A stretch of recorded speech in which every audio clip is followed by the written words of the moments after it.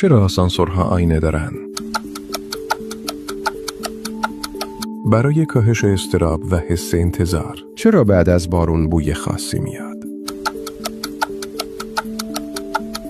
به دلیل آزاد شدن حباب‌های حاوی ماده ژئوسمین که توسط باکتری‌های خاک ساخته میشن. چرا بسته‌های چیپس تا نصف خالی‌اند؟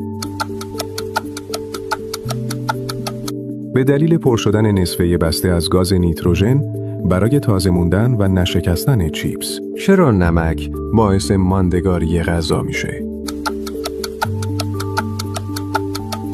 چون آب رو از باکتری خارج میکنه و باکتری بدون آب میمیره. چرا وقتی آسمون گرفته است صدای پرنده ها واضح تر شنیده میشه؟ چون در هوای مرطوب صدا بهتر منعکس میشه. چرا بیشتر دستگیره درها فلزی هستند؟ چون فلزات ضد باکتری هستند. چرا بعضی ابرها تیره و بعضی ها سفیدن؟